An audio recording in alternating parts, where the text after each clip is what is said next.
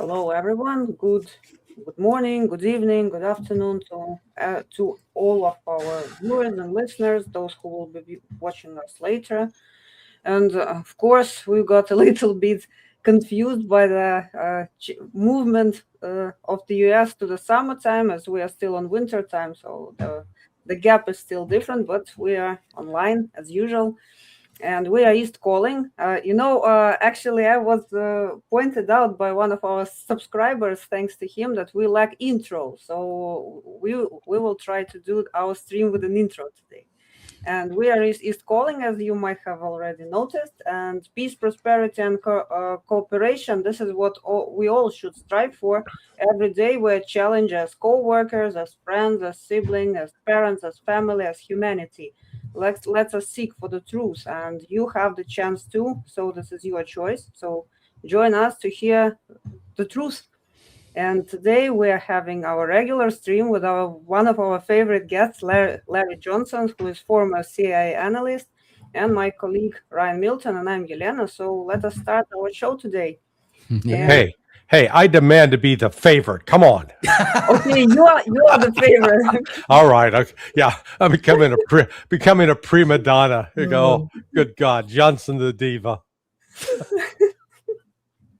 Okay. Sorry. Well, that was a nice intro. Yes. And, speaking of divas, one of our colleagues just recently wrote an article, which I want to bring up something about later. But he had a very nice quote. He said, "There's a Dubai proverb. Speaking of divas, I mean, think about all the Gulf states, right? They're all diva leadership." He says, "My grandfather rode a camel. My father rode a camel. I drive a Mercedes. My son drives a Land Rover. His son will drive a Land Rover, but his son will ride a camel." Yeah. So that's actually, it may be quicker than that. If this blockade of the Strait of Hormuz continues, which I think it will, the West is deluding itself if they think that this is going to be turned off anytime soon. I find it staggering that the financial analysts out there are discounts. Oh yeah, this will be over soon. This is no big problem. Folks, this is the first time in recorded history that oil is being shipped out of the Persian Gulf that it has been turned off. And they're pretending like it's the light switch in your house. Flip it off. Oh, the light's off. Flip it on. Light comes right on. All we got to do, man, lift that blockade now. And things will be back to normal. No, they're not. And it's not going to be reversed anytime soon. In fact, as I look at it now, and I think the Iranians are come to realize they've got leverage like they've never had in the last 47 years. Even when they held Americans hostage, that was more, that brought more problems than benefits. This is the first time in the history since the rise of the Islamic Republic that they got the world by the balls. Excuse the reference, but they got them. And, the world's going to be singing soprano because Iran can squeeze. And, as the foreign minister put out yesterday, or it was either Arachi or was it Ali Larijani, but one of them said, hey, look, any country that kicks the U.S. and Israeli presence out of their country, you got free passage. You can pump as much as you want and come right out of the Gulf.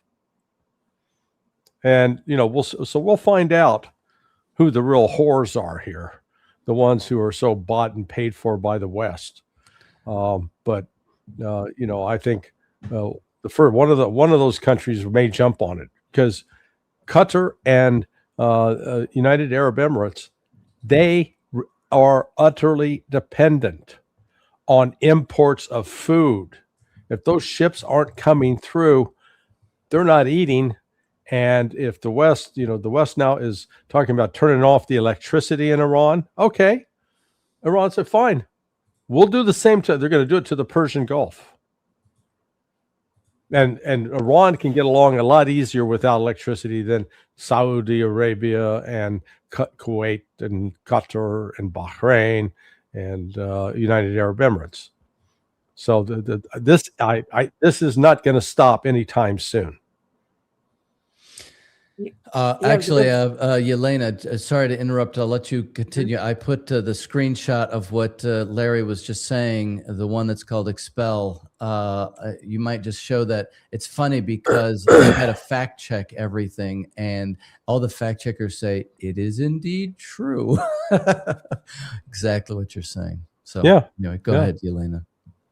Yeah, and I was simply trying to make a point about Putin's speech yesterday, because yesterday he addressed the government and representative of the central bank and of the oil industry, and he also noted that 1/3 of the oil supply in the world is being taken out. And actually, I was, trying to model what could happen. Of course, I lack now all of the professional tools, but to my personal opinion, this crisis is going to be even worse than the one we had in 2008. Oh yeah, no, absolutely. It is. The West is banking on that this is going to be short. They're believing their own nonsense, believing that the United States is dominating this. United States is winning. Oh, look, we've taken out 90% of their missiles. Well, no, we haven't. We don't know. We're making that up. But we say, we've destroyed all their navy. Okay. I mean, Iran's not a naval power. So you've taken out all their navy. So what? Does that mean they can't keep the Strait of Hormuz shut down? Absolutely not, because they've got drones and they've got,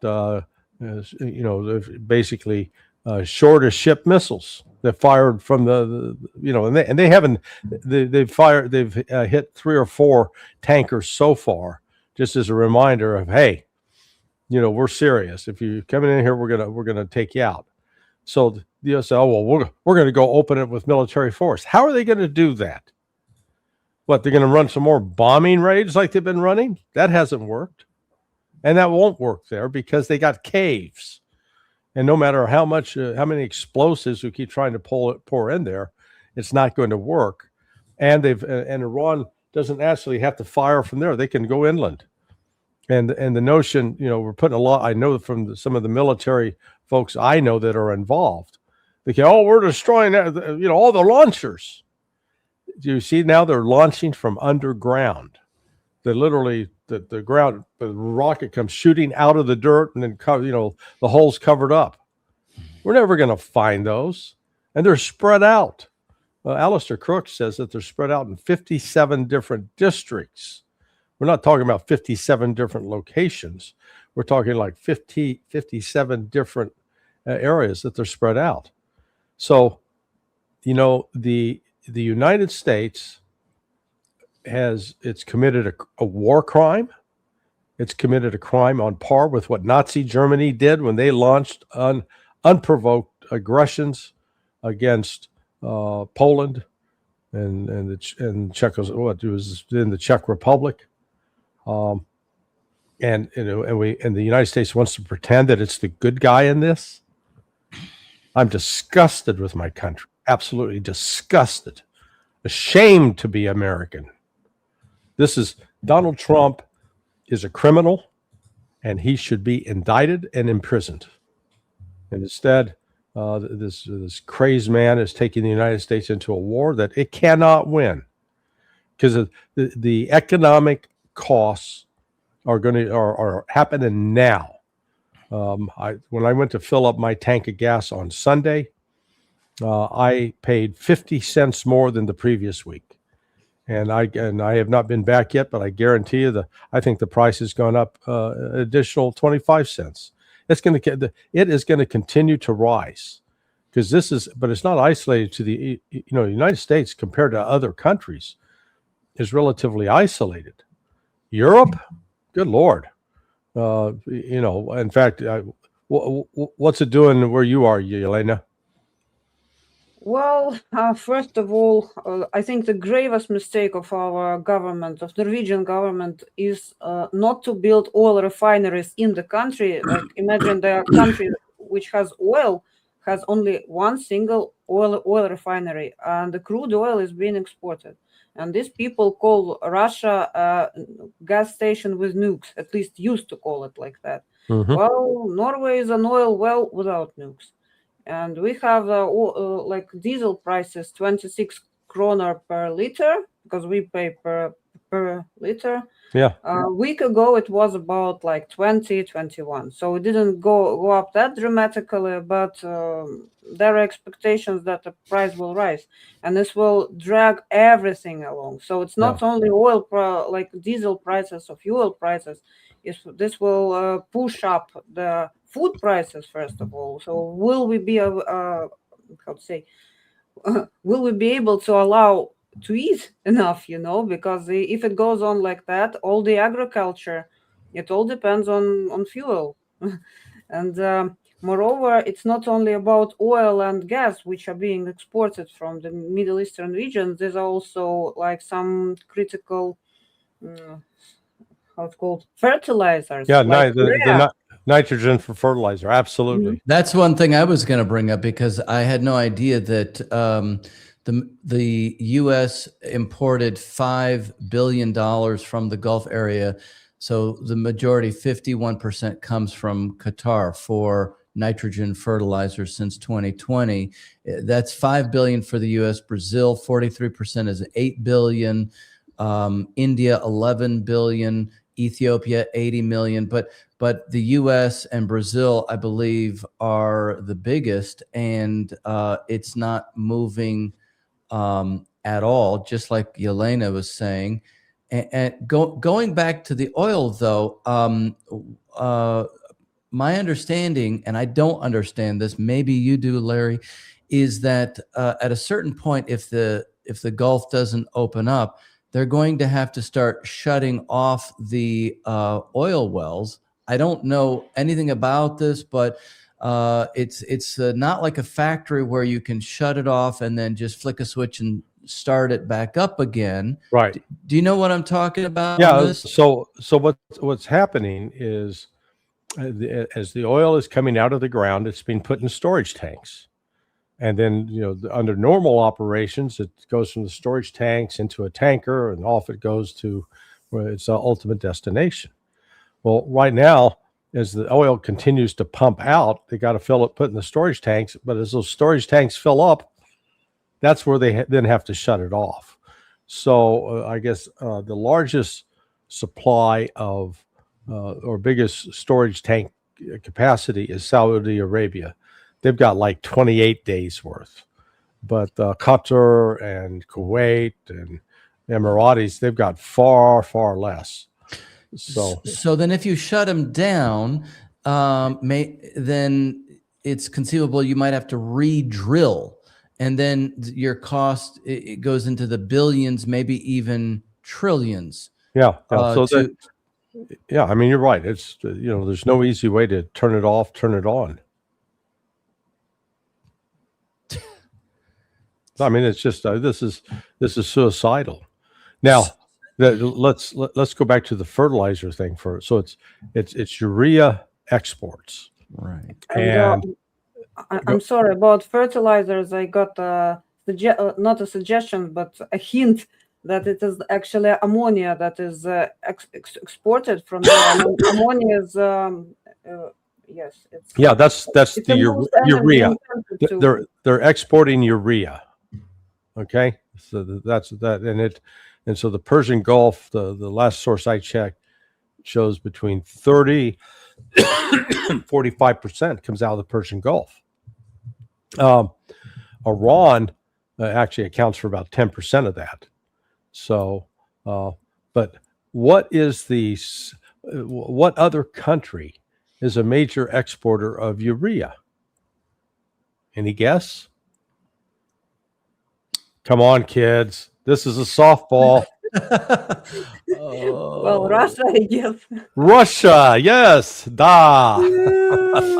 Jelena for the win. Yeah, Russia. Russia is a significant exporter of urea as well. Between the Persian Gulf and Russia, my guess is they dominate maybe close to 80%. So Russia, there is an expression. It's a little crude, but it grew out in it's an American expression, I think, but it's called shitting in tall cotton. And what that means is basically the cotton's so tall that you don't have to wipe your rear end because you just walk along and the cotton balls take care of it. That is Russia right now, because the price of oil is effectively doubled from what Russia was selling it. So all of a sudden, Russia's got twice the money from oil revenue that it had 3 weeks ago. And that's going to continue for the foreseeable future. Russia also major producer of liquid natural gas. That's been turned off in the Persian Gulf and Qatar in particular. So Russia's going to make more money off of that. Oh, and then as we're talking about it, urea. Putin's got to be sitting back saying, maybe Trump really does like me. Well, that's interesting because the orange genius apparently is waiving sanctions on Russian oil now. Yesterday, I think we saw oil. Did it reach 120 a barrel? And now it's down to 83 because he said, well, we're about to. I mean, it is kind of like a plan with no plan, because he also said, he said the war is just about complete, but Hegseth said it's just beginning. Trump says, well, it's both. And he waives the sanctions on Russia. So is there a plan at all? Keith Kellogg was saying, that maybe we need to put boots on the ground in Karg Island. Karg Island is this island in the Persian Gulf where Iran, I guess it's the main export terminus for Iranian oil. So it sounds like mass confusion, like they're just doing this like as they go. Yeah, there's no plan. This is they're just making it up as they go along. It is absolutely, it's dangerous. If the United States tries to take Karg Island, they are completely exposed. Those troops will be, they'll be wiped out with drones. It's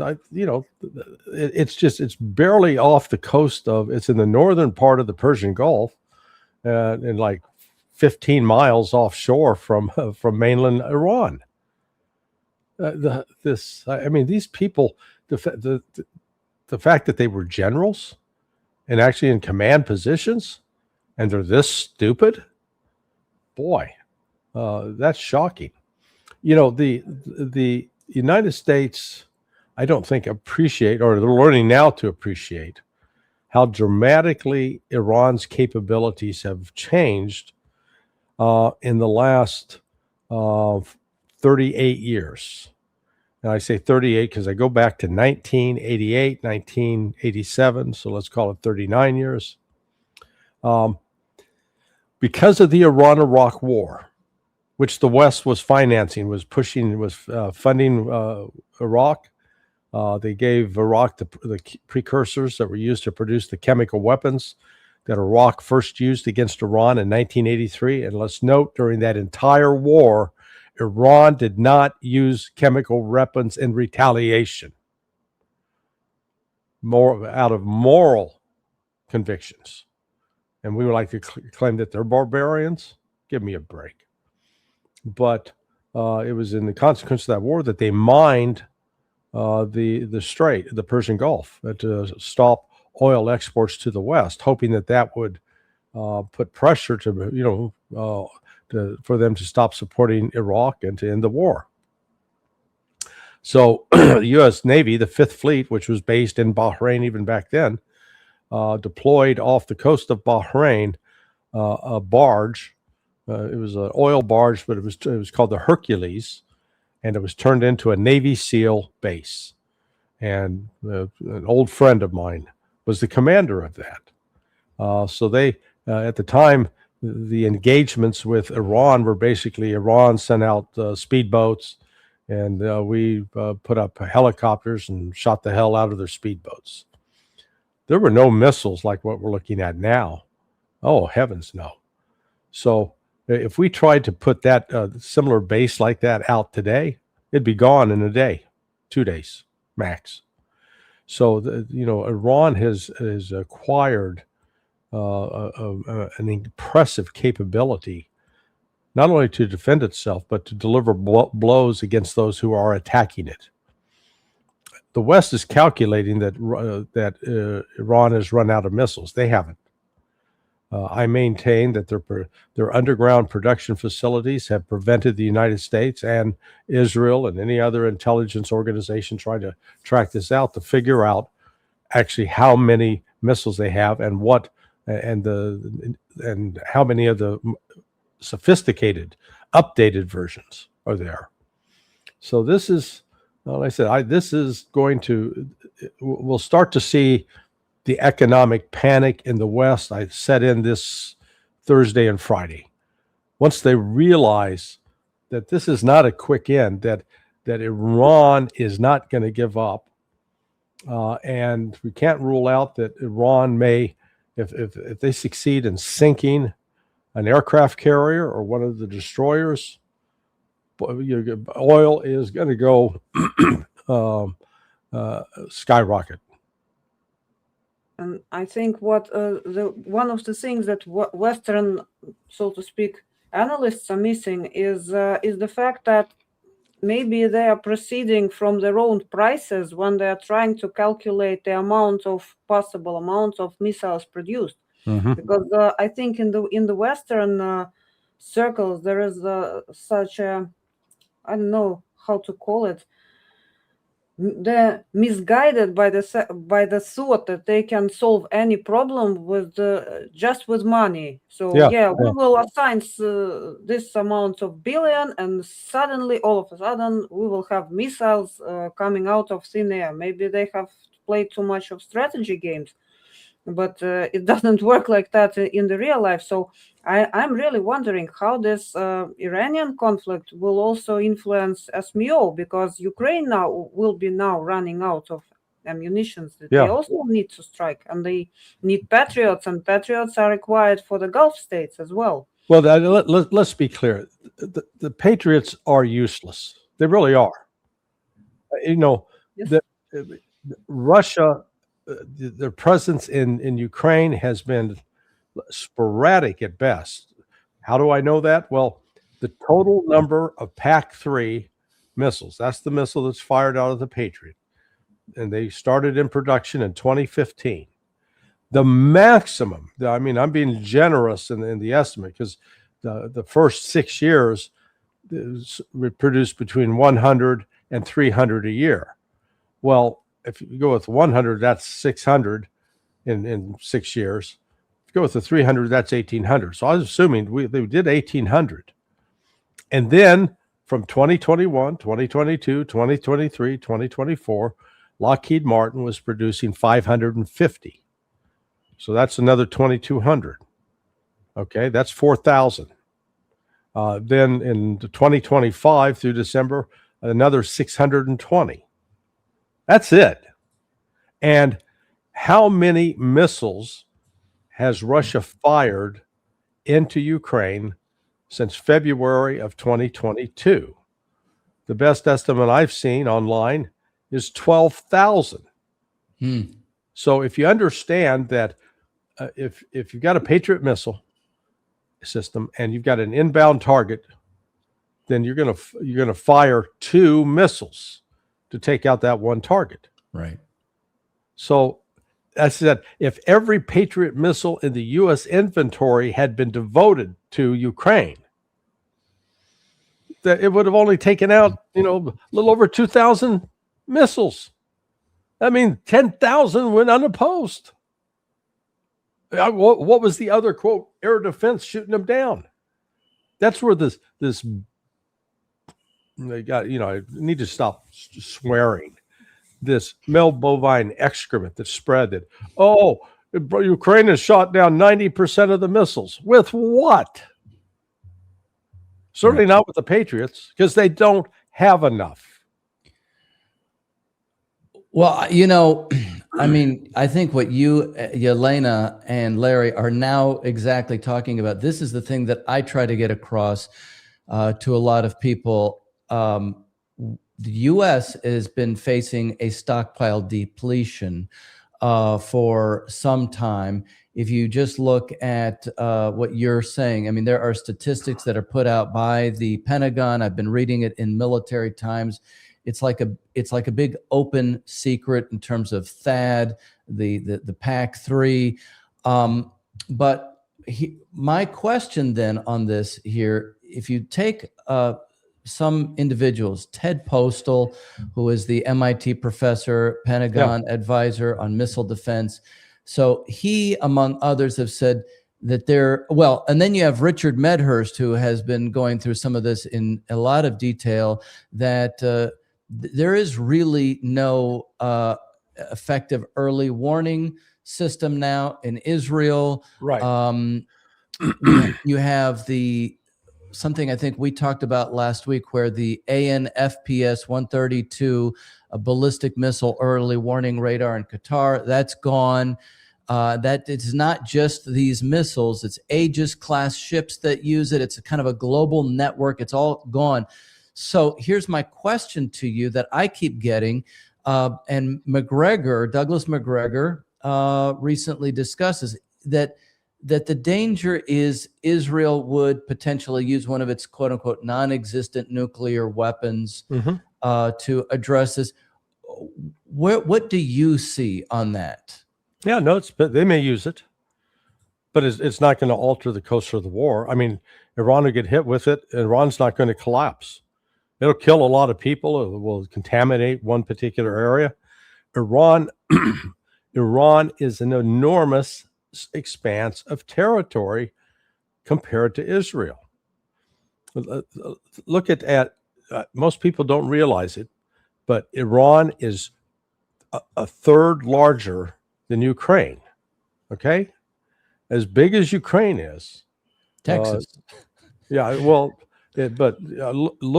Look at how much firepower Russia has sent into Ukraine over the last 4 years in terms of ballistic missiles, cruise missiles, drones, fab bombs, artillery. I mean, the West hasn't even begun to approach that, and yet those large territories, they can absorb a lot of damage. Israel has over 50% of its entire population. So the Israeli government claims that the number of people going to Israel is increasing. I question that, but we'll go with the open statistics. But 50% of the population is in Tel Aviv and Haifa. That's it. And so here's Iran launching blow after blow against Haifa and Tel Aviv. That is difficult for Israel to absorb, because there's not 100 other cities. Iran has, apart from Tehran, which has got 12 million people, you got nine other cities with 1 million or more people spread around the country. So again, they can absorb a level of violence that the West can't, but they also have the dead hand, and they have decentralized their missile command, missile launch capabilities. If Israel uses a nuke, then Iran still has some other capabilities that they will completely unleash. They're at this point, they have not gone as far as they can, in part just to try to prevent Israel from using a nuke. And they're trying to find that line where you put enough military pressure that at some point Israel will say, okay, let's negotiate. Let's get an end to this. But Iran is prepared to go the whole way. And I agree with Ted Postal, who says that in the event that Israel used a nuke, it's likely that Iran would be able to respond in kind very quickly. It's And psychotic. what I also heard from like Russian commenters, like Vladimir Trukhan, he said that actually nukes, which are not strategic ones, they are not that.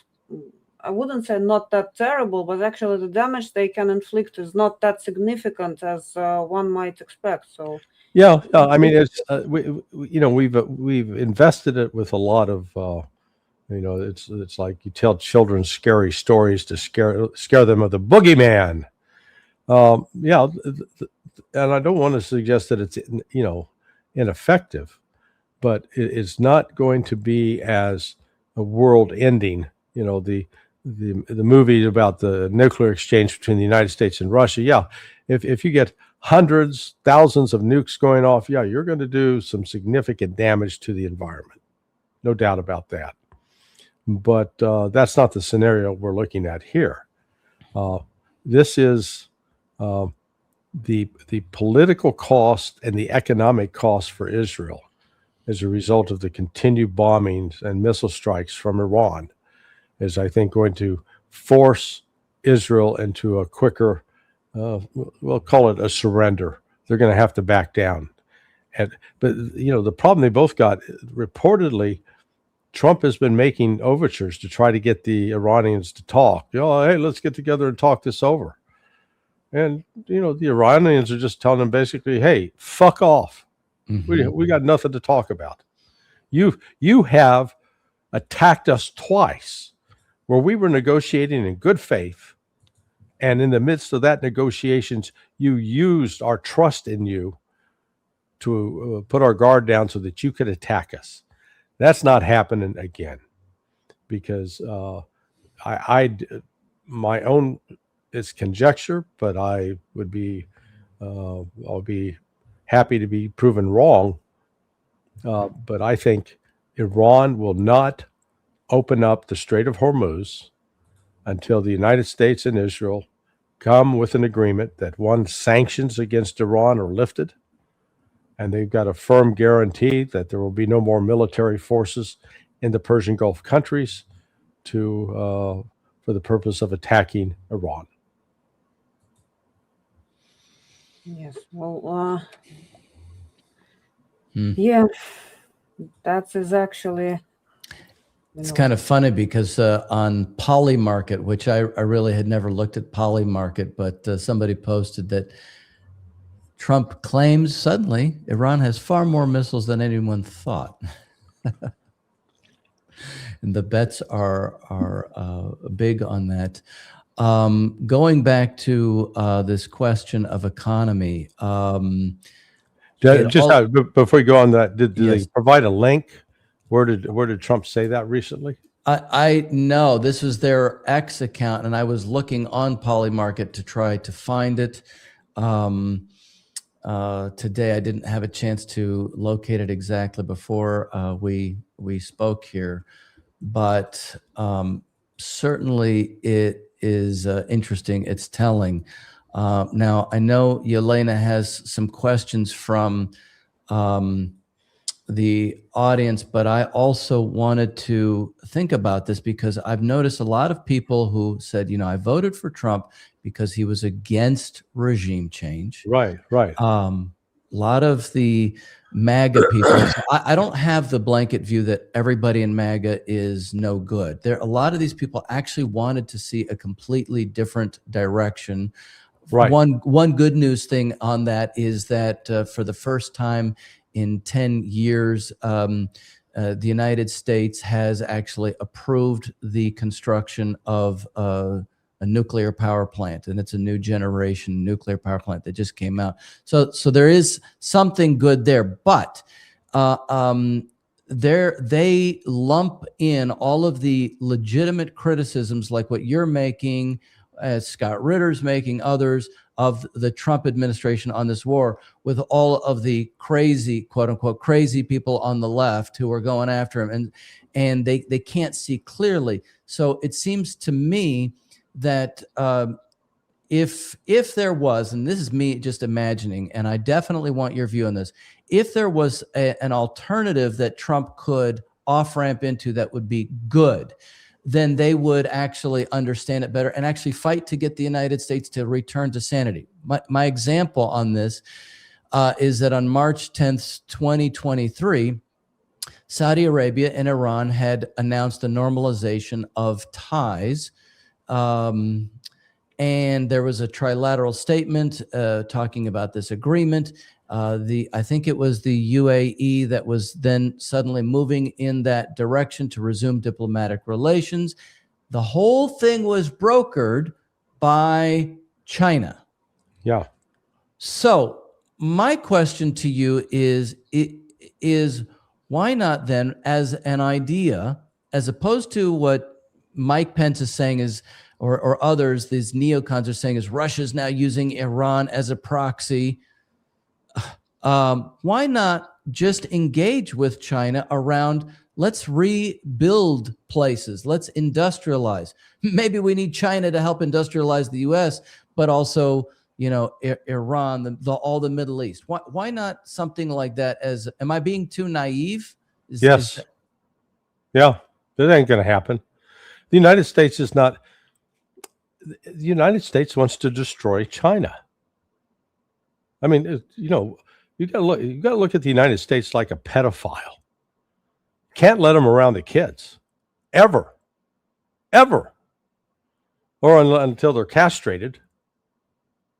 I mean, I'm sorry to put it in such crude terms, but the United States does not have any interest whatsoever in working out a cooperative, collaborative relationship with China or with Russia or with Iran.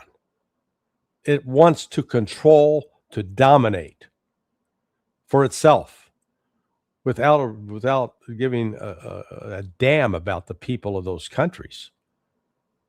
They're cannon fodder to be used up.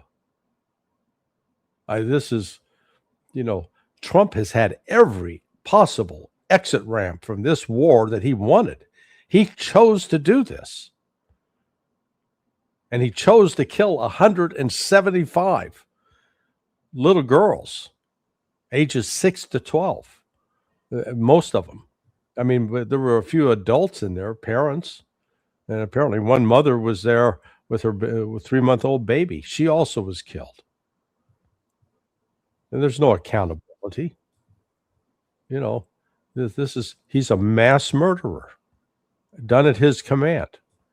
And because, it's one thing if somebody's holding a gun to your head and then you have to kill them. Mm-hmm. But when the person has invited you into your home and then you kill them, that is the pure essence of evil. And that's what we're dealing with here. Fundamental evil on the part of the United States, where we sit around and pat ourselves on the back, pretending that we're the saviors of the world, when in fact we are the biggest lethal force and we are the mass murderer of the world. Yesterday we had a discussion with one of my friends. It was about approaches, or maybe it's even psychology to a certain extent. Because what I personally cannot understand is that desire to destroy any competition, because actually healthy competition, it benefits all the sides as a result, because it's even proven if there is no predator fish in the pond, then that fish, which is other ones, they don't grow efficiently. And if US is trying to destroy like any competitors, any possible competitors, isn't it afraid of going just, I don't know, extinct or into evolutionary dead end? Because, well, this is indeed the end of history, and there is no evolution if there is no challenge. This is something that I cannot understand. Yeah.